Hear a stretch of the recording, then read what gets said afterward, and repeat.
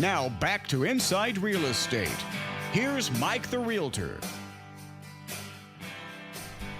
Hey folks, we're back. It's Inside Real Estate. Mike Kruizinga here, your host. Time for some home improvement. We've got Jared Benson here from Perma Pier Foundation Repair of Texas. How's it going? It's great, Mike. Glad to be back again. Good. By the way, folks, permapier.com is the website. Phone number 214-637-1444 for all of your foundation needs. You want to give Mr. Jared a call. What are we talking about today? Today I thought, with all the issues that I hear about dealing with contractors and dealing with other foundation repair companies, I thought I could give you guys a few quick tips on just how to kind of qualify people that come and try and sell you their business.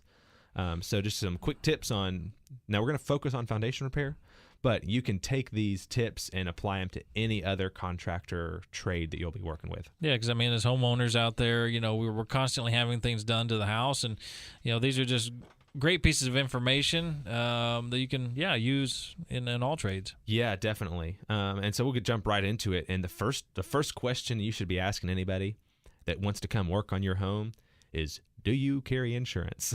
Yeah. And specifically general liability. And people out when I like to ask people, what should they carry? And people say, well, it should be bonded, and no, not for what they're doing for you. For their little $5,000-$10,000 job, the bonding isn't the big deal. The big deal is if they burn your house down. Yeah. Are they going to pay for it? And the reason that's so important is what I just said. There was a big, one of the major brokers here in DFW was in a meeting I was in, and he asked me if licensed plumbers were required to carry insurance. And to make a long story short, I didn't know why he was asking, and he said, well, I had a listing agent who referred a single licensed plumber one time. Homeowner was so comfortable with the guy that she left and ran some errands while he was doing his repairs, and when he left, the house burned down. This is not the only story I've heard of plumbers burning houses down, by the way. Right. But the unfortunate part of this story is that plumber didn't carry insurance. He hadn't paid it, didn't have any insurance. So, Mike, do you know who ended up paying for that house? Yeah, the broker. I think I've told you this story. Yeah, the broker paid for that house. Thankfully, and not for him, but thankfully for the homeowner, someone had insurance that covered that.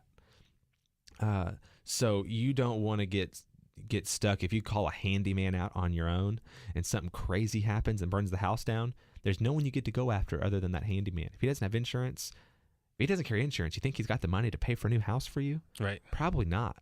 And the second type of insurance that I ask people, second question, and it leads back to another insurance, is, are the guys you're going to send to my house, are they contractors? Are they day laborers? Or are they full-time employees? Right. And now, just because a guy's a contractor, it means he's paid as a 1099 contractor. Doesn't mean he doesn't know what he's doing. Mm-hmm. But if there's an employee, what type of insurance covers employees that are working on the job? Do you know that one? Well, and ultimately, workman's comp. That's exactly right. Gets to take care of those employees. Yeah, and so what I tell people is, well, why is that important? Who cares? Well, when someone gets hurt on your property, who's liable for that injury? Yeah, you are. It's the property owner. And so if a company is carrying workman's comp, they can cover their employees if they get hurt. And man, I've had to take guys to the emergency room because they hit themselves in the face with a handheld mallet. Right. So, it's construction. Stuff happens. Absolutely. And you can say other S words happen. Yes. You never know what's going to go on. Especially roofing is kind of scary. How often do guys fall off roofs? But you want to make sure that if someone gets hurt in that construction process, that job, that they're going to be taken care of by the company, and that they're not going to come after the homeowner in any way. Yeah, because then that goes back to what your homeowner's policy is, and then potentially coming out of your pocket, Mr. and Mrs. Homeowner, and you don't want to see that at all. So just asking some very basic, sort of common sense questions, but honestly, we're all guilty of not doing it. I mean, how many times have I had work done in my house? Yeah. And you know what? I failed to heed that advice, and just for whatever reason, I was not thinking at the time. Luckily, I've been lucky and nothing's happened, but you're so right, because we could get in so much trouble, with somebody falling off the roof or falling off the ladder, something happening, and would have to go to our insurance or out of our pocket. Yeah, and those insurances are not cheap. My company is going to spend, we looked at it last week, we're going to spend over $1 million this year in just insurances. So that's a great way for some small companies to keep their costs down. So when you get quotes that are super low, that just seem, oh my gosh, that's awesome. Yeah. Those are the guys that you really want to check insurances, because if they're not paying for insurances, they definitely have the money to take care of your home or anything major that goes on. Yeah. And so 2 big things you need to worry about, could one of the workers, get injured, which, the type of work that's being done on your house, injuries happen. They happen all the time. I mean, just think about when us homeowners do our own work. We get injured all the time.